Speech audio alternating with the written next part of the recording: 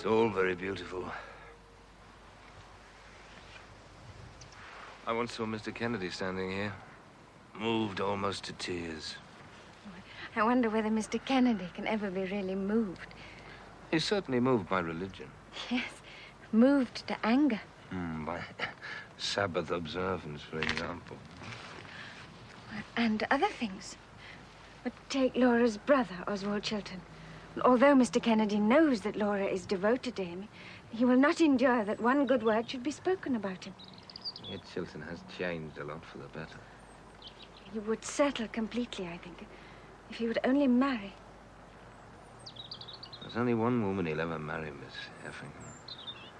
You, of all people, should know that. Then he will have to look elsewhere, Mr. Finn. And yet, I think he would love his wife. As he loves his horses. Miss Effingham, I didn't bring you up here to discuss Lord Chiltern. Do you remember some weeks ago you said you would always be very glad to see me? When chance should dictate, I said. Now, chance has dictated that we should be here together on this fine, fresh morning.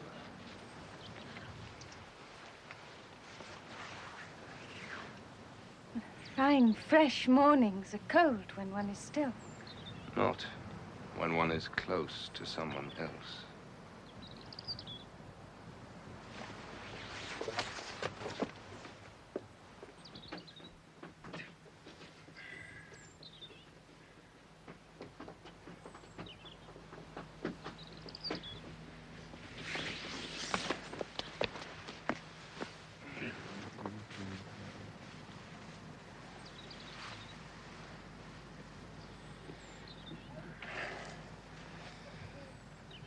You're warm enough now.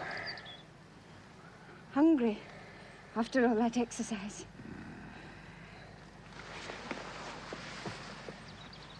We must not risk being scolded by Mr. Kennedy, who would never forgive us if we missed Grace.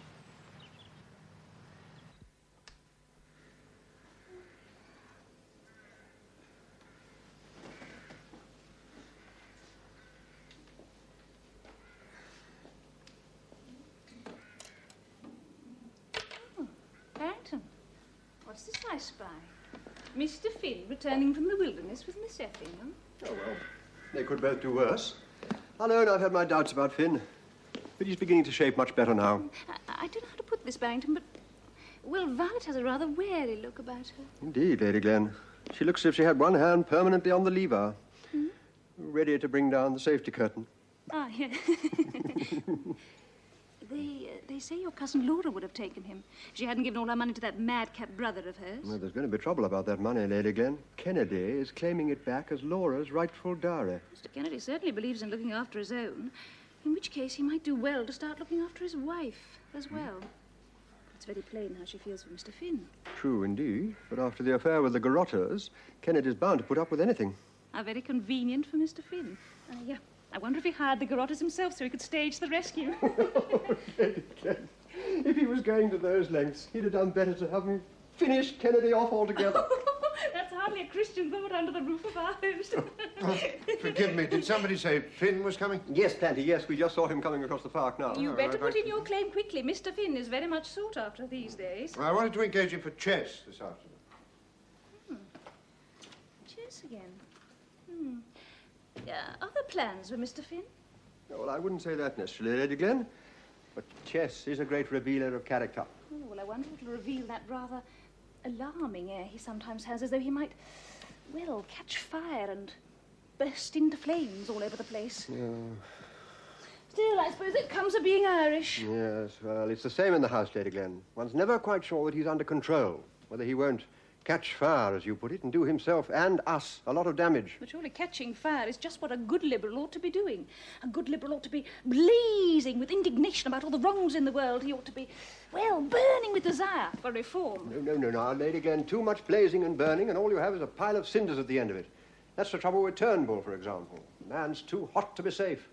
If we don't watch Turnbull, he'll have everything crashing down in flames. Well, at least he keeps you on your toes. If it weren't for men like Mr. Turnbull, you'd all go on like the Tories and never do anything. Oh, come, Lady Glen, you mustn't say that. We like to take things at a measured pace. We do not like to be hurried. It's good for you to be hurried a bit. You're all much too smug. That's why so many people are getting to support Mr. Turnbull. They want a bit of fire about the place, Barrington. Otherwise, they'll never get the ballot or anything else.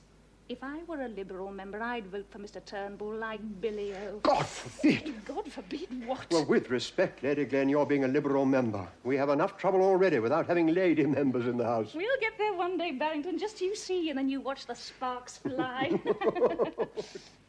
Tell me, Marie, how long have we known each other? Well, now, let me think, Duke. We first met after your nephew was married, but before his little son was born. Do you remember we went together to the christening? I remember well. Not long ago, but a long time for a man whose days are drawing out. But in all that time, I've never asked you for anything. Nor have I asked you for anything, Duke. Yet you might have asked what you please. I want nothing you can give me, Duke, except the pleasure of your company. Nevertheless, you might ask much more of me if you would. So might not I ask more of you, Marie? I cannot prevent your grace from asking. And what would be your answer? That would depend on the nature and the extent of your grace's request. But of course I know that a man of your dignity and position could never be greedy. Oh, all men can be greedy on occasions, Marie. As greedy as children for sweets. Well, then, like those children, they must be reminded that a surfeit could make them sick. Very well. For the moment, all I shall ask is to touch your hand again.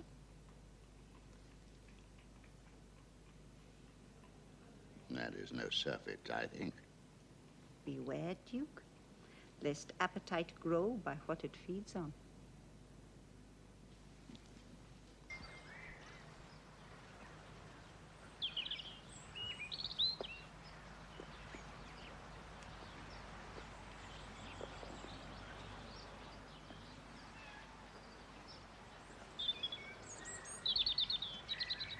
Do you remember when you and I were here last? Yes. You told me you were going to marry Mr. Kennedy. Phineas, I've made a terrible mistake. I've blundered. And I've fallen. I'm now so bruised that I can hardly stand. It's as bad as that. It's as bad as it can be. I don't know why I should come crying to you. You can come to no one who is more anxious for your happiness. Phineas, I wish you'd go from here. Not today. Stay as long as everyone else, but when you go, don't return. Well, Mr. Kennedy is very grateful to you. He'll press you to come again this autumn. But you must refuse, Phineas. Why? Because to have you here is a great trouble to me. Why is it a great trouble? Because I'm a fool. I else. Is that enough for you?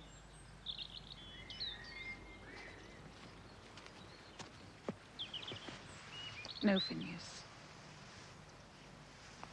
Say what I can do for you. You can do nothing except to keep away from me. In London, too? No, you must come to us in London, or it'll seem strange, but only when he's with me. Then you must say goodbye to me. We'll say our goodbyes like everyone else, and the party here breaks up. Not as we would wish to say them.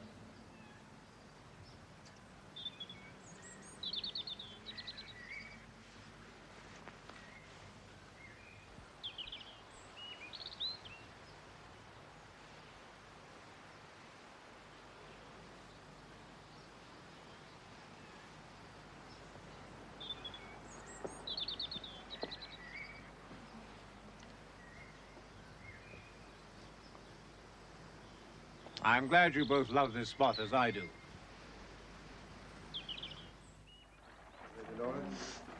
Are you all right for the journey? Yes, thank you, and Clancy's little brother is behaving very well, too. Well, he should be going. Yes. Lady Laura, Mr. Kennedy, it is sad to be leaving beautiful Lochlinter, but I expect we shall see you in London before very long. And you will come again in August, I trust. Goodbye. You too, Finn. As soon as the general election is done. I should very much like to, but I fear I may have family business to claim me in Ireland. Then we shall look to see all the more of you in London before then.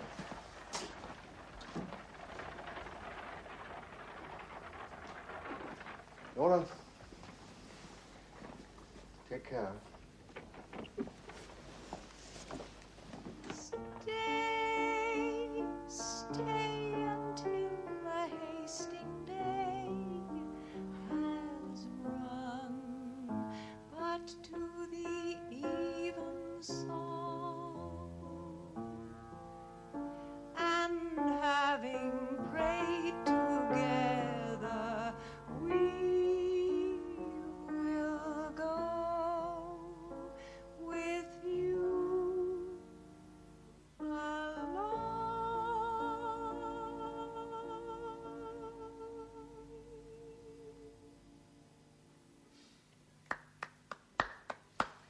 Mr. Bing, having warned you of the transitory nature of human affairs, may I wish you good fortune at Brentford? When do you leave? Well, the election is on Thursday. I go down to stay with Lord Brentford tomorrow afternoon. Lord Brentford has been very kind to you, I think. Yes, it's rather worrying being so beholden to him. Worrying? Yes, you see, there's this girl, Miss Violet Effingham. I have seen her. Well, Lord Brentford would like her to marry his son, but she has refused Lord Chiltern, so I venture to have hopes of her myself. And what are Miss Effingham's hopes? She seems uncertain. But if she were to declare herself for you, Lord Brentford would be very angry. Highly, and so would Lord Chiltern. He says he won't try for her again, but he would be very angry with any other man that dared to step in. And so, if I am to pursue my chances of Miss Effingham, I must risk offending the family that's been so kind to me. Neither she nor I would want that. This, I think, is the reason why she is less loving than she might be. Give it time, Mr. Bing, to turn itself over. Everything may yet come right. Yes, but if I'm to continue any further with Miss Effingham, I'm bound in honor to tell Lord Chiltern I'm doing so. At once. Time is pressing me very hard, Madam Max. Time is pressing us all very hard, Mr. Finn. The truth is... The truth is, Mr. Finn, that what you need is a good walk in the park. Your complexion is not at all a good advertisement for love. His Grace, the Duke of Omnium. Goodbye, Madam Max. Mr. Finn? Duke.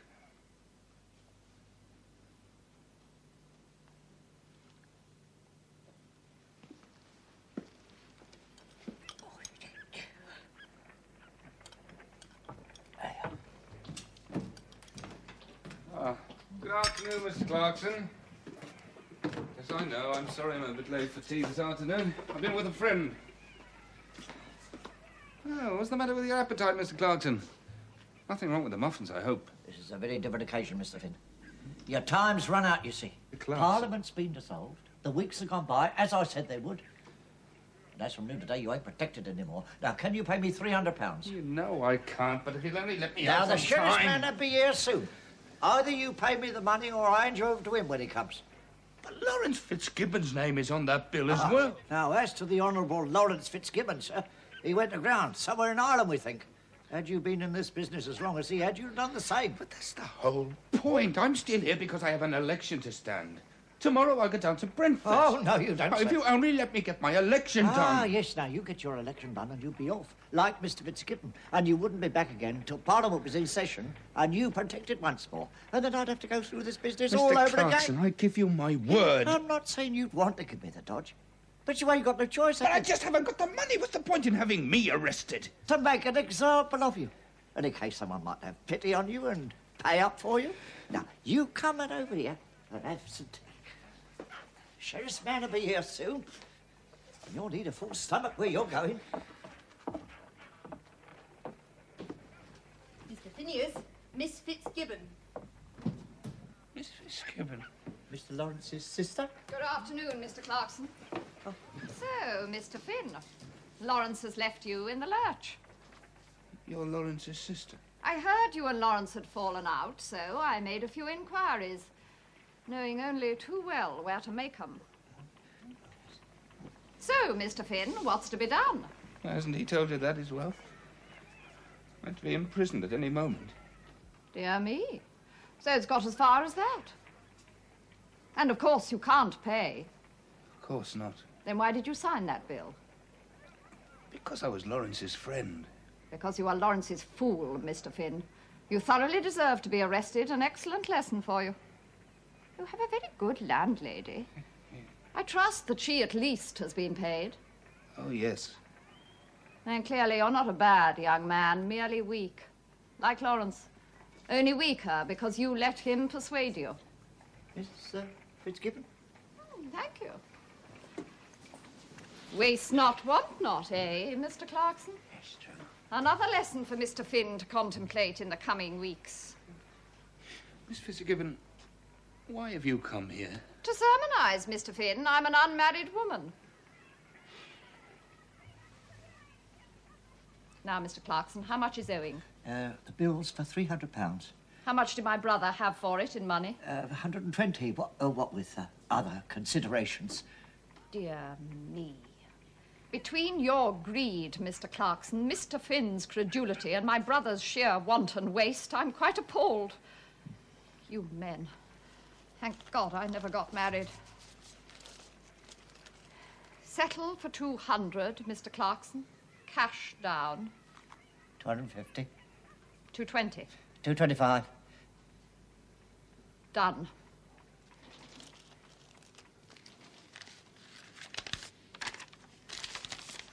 In 15, 20. Marvellous. It's always been a pleasure to do business with you, Ma. Mr. Clarkson? Yes, ma'am. Oh, the bill.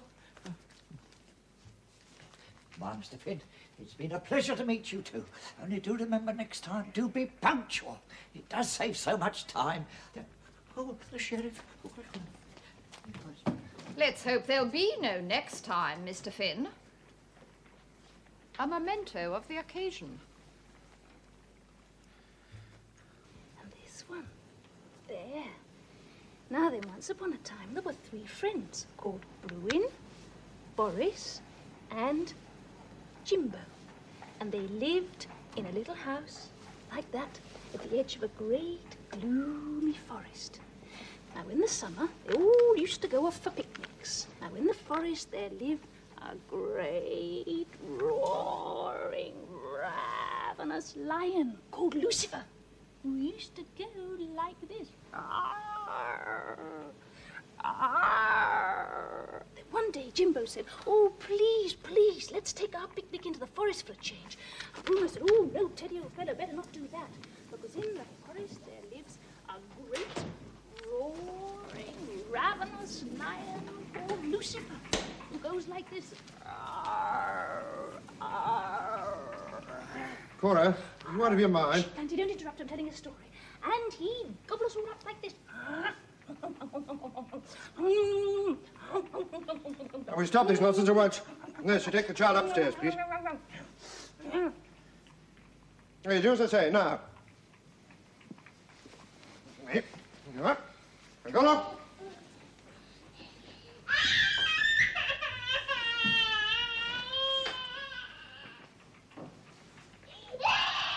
Now, you see? You've upset it. I didn't him.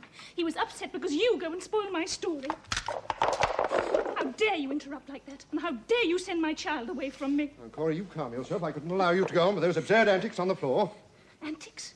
I was simply acting my story for Planty, and he was loving And it. I never said that I could not allow you to continue with these theatricals at a time like this. At a time like what? With you in your present delicate condition. Planty, we have been all through this 1,000,000 times. If you really want to upset me and make me ill, the surest way to do so is to fuss. Fuss, fuss, fuss, fuss, fuss about nothing! I'm not fussing about nothing, Cora. Now, it is important, now it is imperative, that we have this second child safely. Why, if it is a boy, we make sure of the succession. And you know that. Yes, I know that, Plantagenet. I know my duty, otherwise I would not be here at all. There have been times, God knows when there's been little enough to keep me, but I knew my duty, and I stuck to it, even though there was no love to help me. Okay, Cora. Now, what do you say? That I wanted to go, and I wish I'd gone. Instead of staying here to breed for you, to be watched over like some cow and calf who's been covered for 500 guineas. I wish I'd gone where there was love.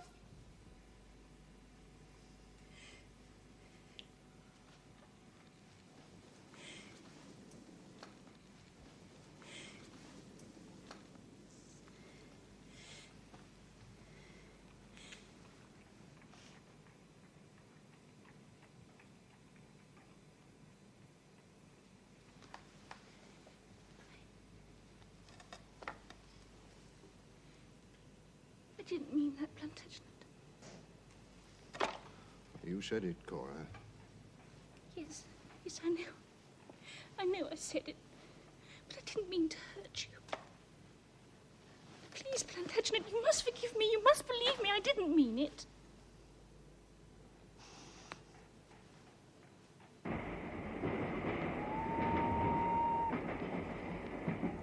My dear Phineas, Robert and I leave tomorrow to be at Loughlinter in time for his election. We shall not then return to London for some months. Oh, Phineas, I am going to miss you when the party gathers at Loughlinter without you. But at least there will then be a bustle in the place. What I dread most of all is the long period I shall be alone there with Robert. But I will not depress you with all that now. I think this letter should reach you before you leave for Brentford. Carry my love to Papa, and may the very best of fortune attend you. Yours sincerely, Laura Kennedy.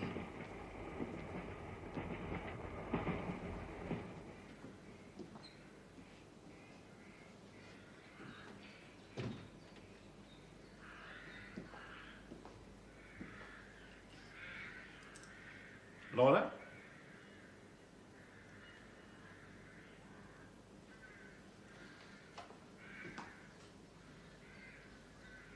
I trust your headache is better.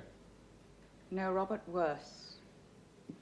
Then I shall send to Calendar for Dr. McNuthrie. Pray do nothing of the kind, Robert. A headache is not an illness. Then what is it? You cannot think it makes me happy to hear you complain of a headache every morning, and then to see you make it an excuse for absolute idleness. Only you would understand. What is it I ought to understand? That a woman does not like to be bothered.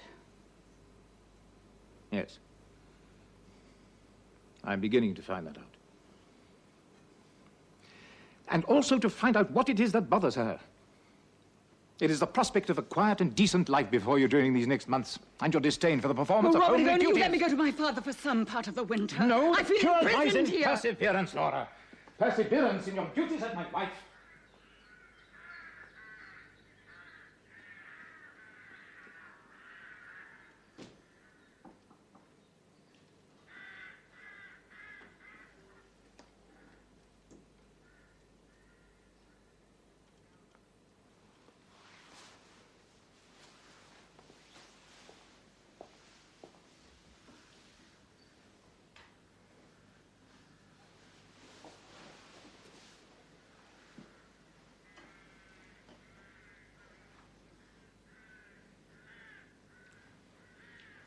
Your father is coming here for our house party.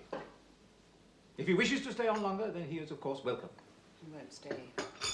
He does not care to face me, that is why. Why do you say that? Because he is denying me my right. Your dowry, Laura. My dowry has gone to pay my brother's debts, Robert. And you have no need of money. For once we are in agreement, Laura. I do not need your money. Then why do you demand it? Because in sight of heaven, you are my wife. It is the duty of a wife to give. But you have given nothing. You have taken. You have taken my name, my position, my wealth, to indulge your vain, selfish ambitions as a political hostess. But you have given me nothing. What could I possibly give you, Robert? You, who have everything. Love.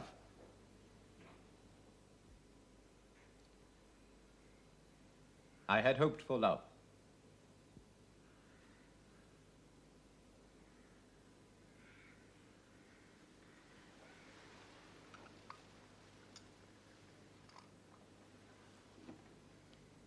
Since you cannot, will not give me the love you owe me as your husband, I shall claim my legal rights. That you may not refuse.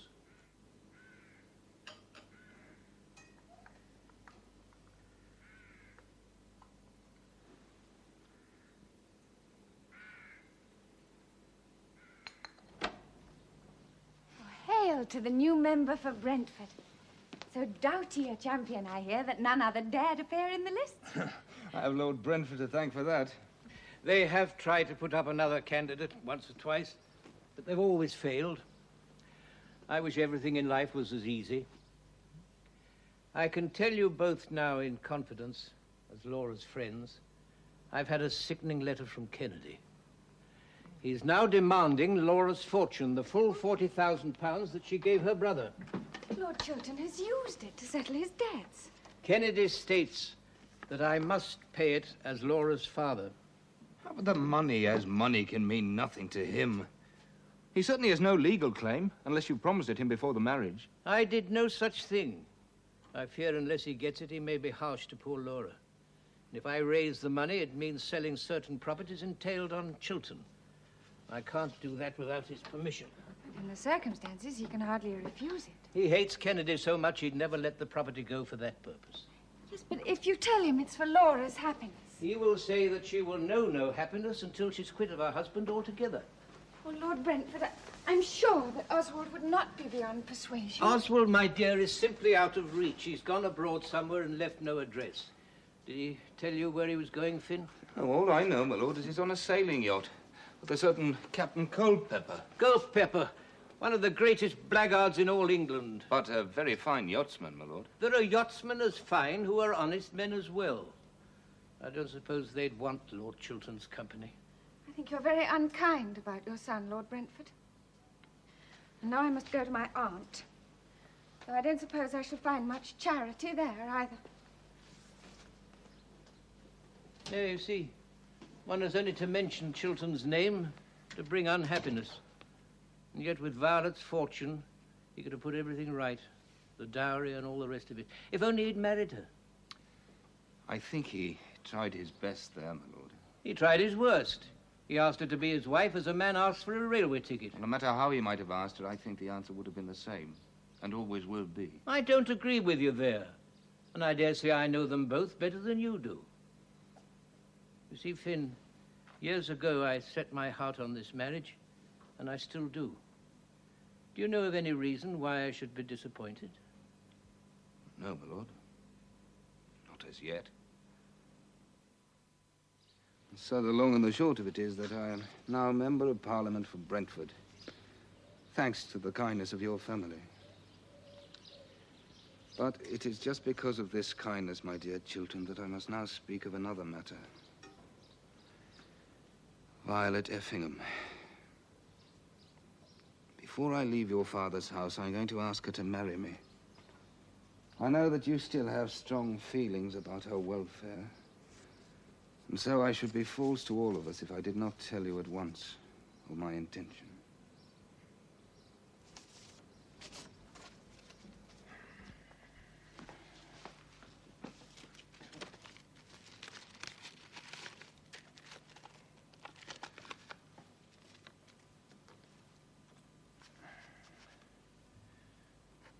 To Viscount Chiltern. Barings Bank.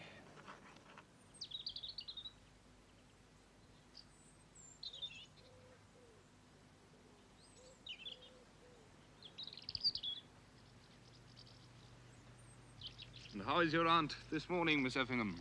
Oh, cross, Mr. Finn. She has a migraine and must keep to her room.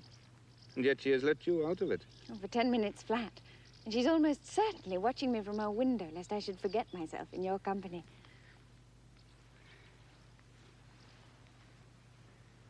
Has it never occurred to Lady Baldock that sooner or later you will meet a man who will want to marry you? Oh, such a man must be strictly her own candidate. And who is he at the moment? Oh, she has two at the moment. Lord Fawn, who is young but shriveled, and Mr. Appledam, who is old but fruity. And which do you prefer?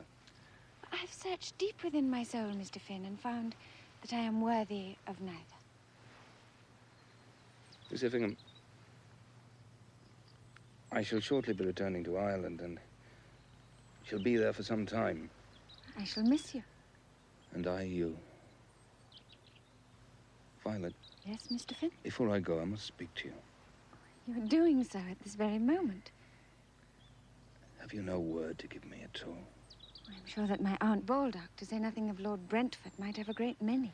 We are not answerable to them. Oh, that is perfectly true, Mr. Finn. Then for God's sake, say something to me, Violet. Oh, very well, Mr. Finn. I hope you pass a very pleasant time with your family in Ireland and come back hale and hearty when Parliament begins. And now I must leave you before my Aunt Baldock has a seizure and falls through the window.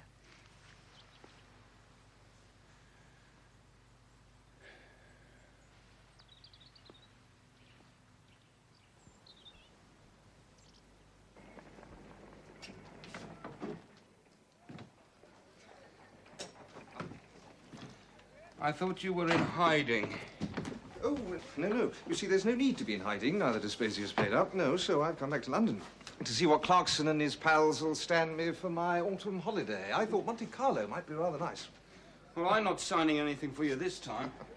Don't worry, old chap. I shan't ask you again. Finney, the reason I came here was to say that I am sorry about what happened. Sorry. I'll buy you dinner to make up. Have a drink. You'll have to buy me a banquet entirely, Lawrence. You're lucky to find me at all. Only back from Brentford, off to Ireland in the morning. Oh, and how were things at Brentford? Oh, the election was no problem. There's no opposition. There are other difficulties there. Yes, well, you know, they're a deuce difficult family, that's what. These difficulties are of my own making. It's all to do with Violet Effingham. Oh, yes? Fancy her, do you, Finney? I love her, Lawrence. I think she may love me, too. Well, you'll have Chiltern after you like a hound out of Hades if you go on with that. Oh, I hope not. I have tried to warn him of my intentions. Brentford will turn as sour as sixpenny claret. The moment you kiss Vi Effingham, you kiss goodbye to Brentford's borough. Well, Violet is not only very beautiful, Lawrence, she's also very well provided for. If I were to marry her, I wouldn't need Lord Brentford's assistance anymore. I could get boroughs of my own. Well, so you would, Finney. So you would. How is the campaign going? Well, I'm afraid I shall have to raise the siege for the time being. While you're in winter quarters in Killaloe? Yes, well, I dare say you'll be snug enough there. And what's that little girl, what's her name? Mary Flood. She always likes your cut. Lawrence, I've been trying to tell you I'm in love with Violet Effingham. Yes, old fellow, but you've got to keep in training. Through the winter.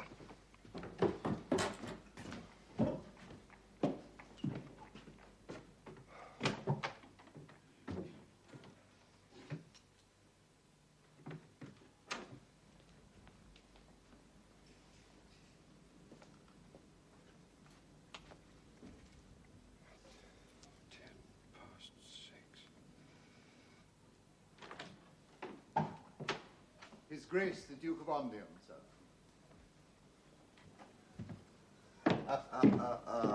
Well done, my dear boy, well done. thank you, Duke. And a much more civilized hour this time. With your permission, sir, and yours, my Lord Duke, I should like to offer best congratulations from us all below stairs. Thank you, Collingwood. Her ladyship's quite well, we understand. Oh, quite well, thank you, Collingwood. Thank you, sir. Well, it's very good of you to come to me, Duke. I'm very pleased with you, my dear fellow. Another boy, well, that makes it all pretty well watertight, I think. I must say it'd be very nice for Plantagenet to have another brother to play with, so near his own age.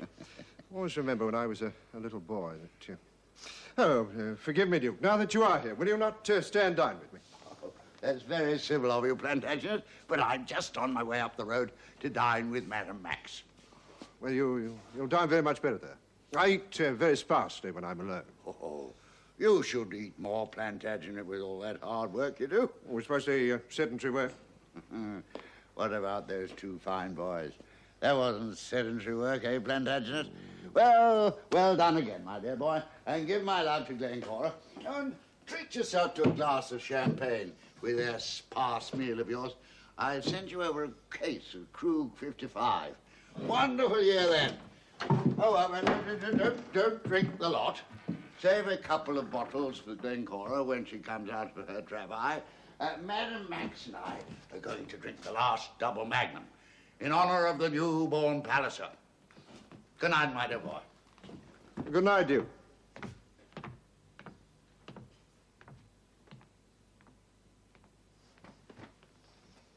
Phineas, what was it like standing there, making a speech in front of all those lords and ministers? It was very uncomfortable, Mary. There aren't that many lords, though. Any lords' sons. The lords sit in a separate house. And will you go there one day? I suppose it's not altogether impossible. Of course you will. Especially if you go on making such fine speeches. I've read every one of them, and I cut them out and put them into a book. Do you look at it very often? Every night before I go to bed.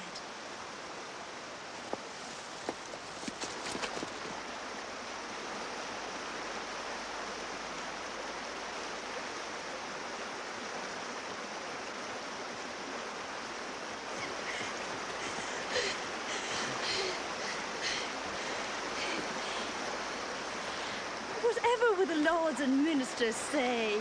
They could see you trying to have your wicked way with a poor little Irish girl.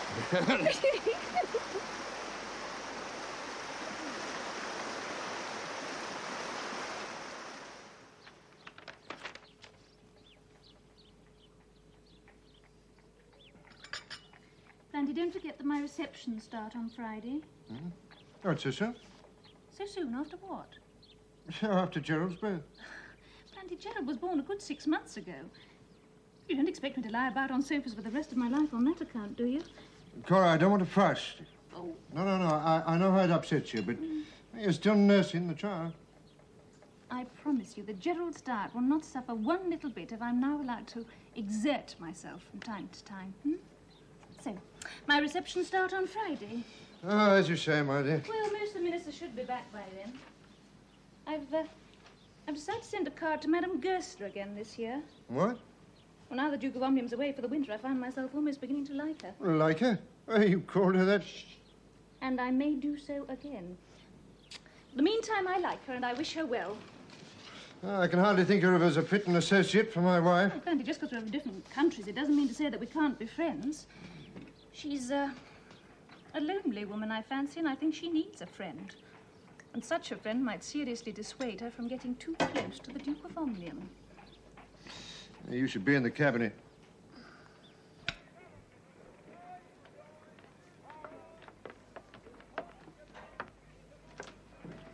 Excuse me, sir. There's a Mr. Quintus Slide to see you. Oh, tell him I'm not here. Oh, no, you don't, Finn. Thank you. Well, now that you're back from your bogs in Ireland, you and I have got to have words, Finn. Words, Mr. Slide. Words. Mr. Phineas Finn. Now then, you may have noticed that we at the People's Banner let you down light last session. You didn't do what we asked. You didn't come out for the ballot. But nevertheless, the People's Banner didn't print anything to dirty the front of your nice evening shirt. But it ain't going on like that. If we're to let you get away with doing this next Parliament, you've got to keep us happy at the Banner. And there's only one way you can do that. Come out for the ballot, I suppose, huh? No, Finn. No. The Banner's not quite so keen about the ballot as it was, so we're letting it rest for a bit. Oh, you changing your tune, Mr. Slide?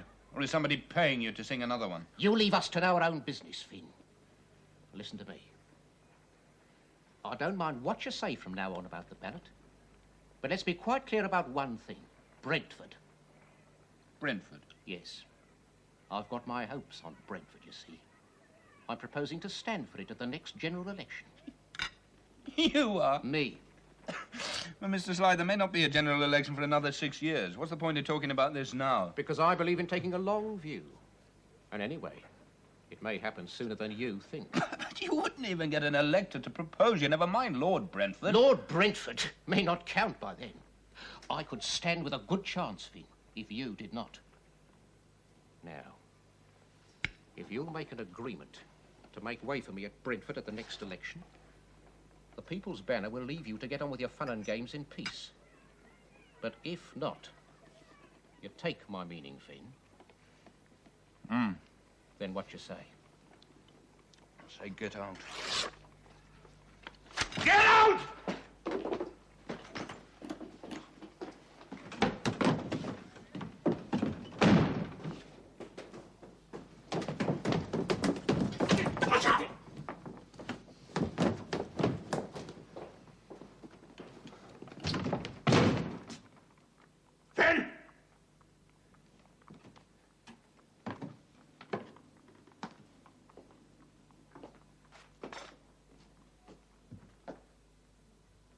Chiltern.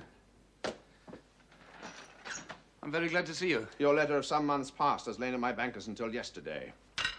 You must withdraw it. Withdraw it? Yes, sir, withdraw it.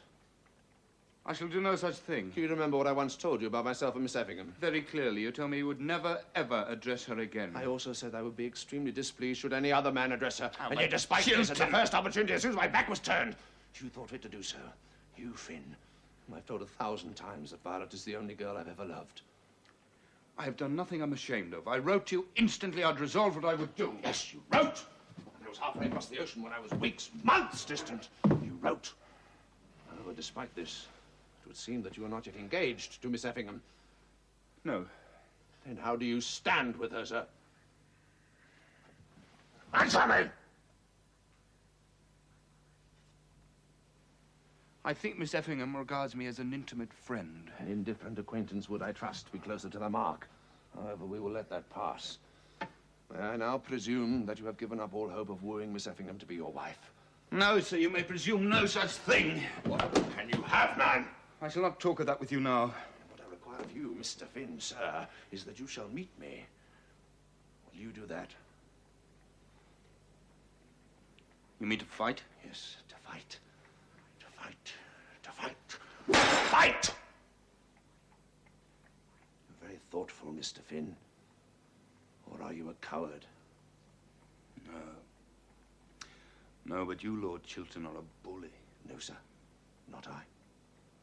What I require of you, Mr. Finn, is that you shall not interfere with that which you know very well I claim to be my own. But it is not your own. Then you must fight me. Very well.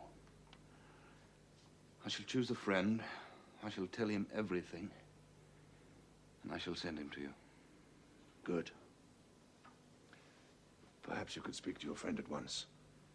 Then your friend can meet my friend this afternoon. And then the two of them, both our friends, can arrange things between them. It will have to be Belgium, I suppose. Yes. A few hours there and a few hours back. And for any one of us, that is, who should chance still to be alive.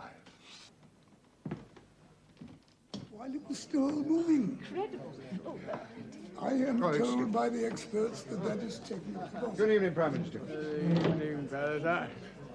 Ah, I see Lady Glencora's busy keeping it up. Yes, yes, Minister. Yes, that's what we must all do. Keep it up. I'm glad to see you're better.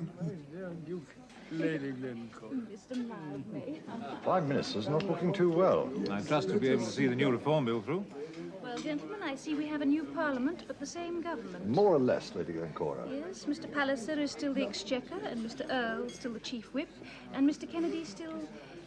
At Lancaster House. Of course. I'm so sorry that Lady Laura couldn't manage to be with us. I also, Lady Glencora. She sends her regrets. Thank you. Your cousin's not ill, is she, Barrington? No, no, Lady Glen. Laura's been naughty about Sabbath day observance, and so Kennedy left her behind in Scotland as a punishment.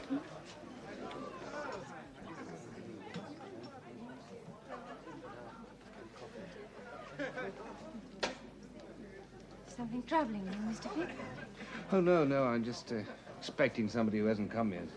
You should make the most of those that have. Oh, I am. Miss Effingham, have you seen Lord Chiltern since you've been back? No, I'm told he left London this evening to go hunting for a few days. Oh, hunting.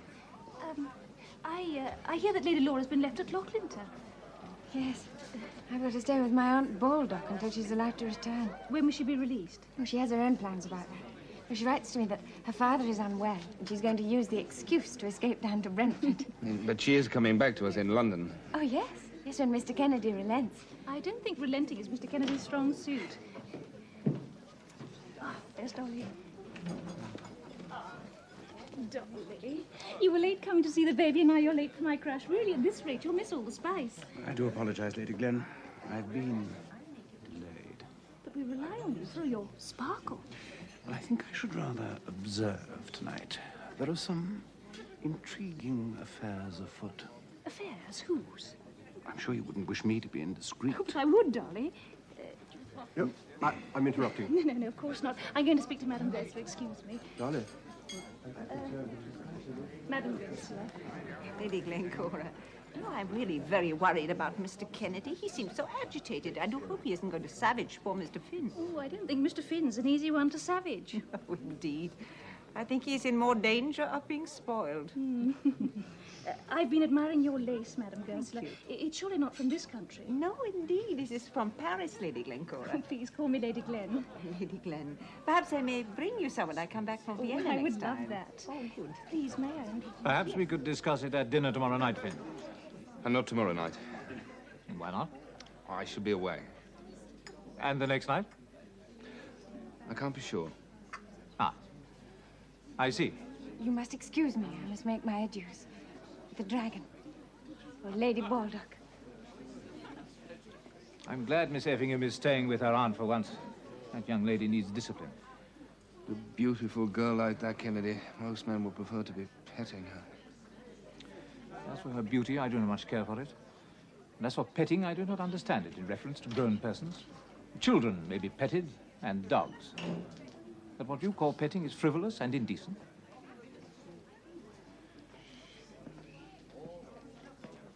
It would be a pity because Mildmay has the gift of being easy and genial with those with whom he has to deal. We need that kind of strength to get this bill through. Yes, Duke, I understand. I still think most of the Labour will follow Mr. Gresham, Mr. Monk. I hear that Monk is up to something of his own. Tenant rights in Ireland. We don't want that subject brought up just now. No, no indeed, Duke. Would you speak to Madame Goesler? Come on, darling, she wants to speak to you. My dear, your husband is doing very well, and so much more at ease. Madame Goesler? Mr. Palliser? It's very pleasant to see you here. Not for the first time. Somehow I have never had the opportunity of talking to you before. There are so many questions I'm longing to ask you. Oh, yes? Tell me, you are hoping to introduce a 10-penny shilling, is that not so? I'm hoping to. Huh. In that case, will you retain the pound as your unit, or will you have a 10-shilling unit? You don't mind my pursuing this subject, do you? No. Very encouraging to find somebody who takes an intelligent interest. You see, in Austria, we have a 10...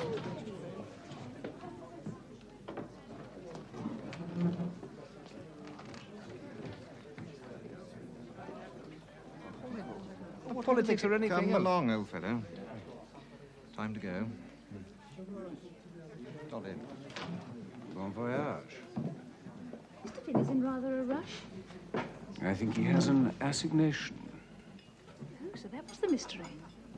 Don't tell me he's got another romance going. It's romantic love. In its way.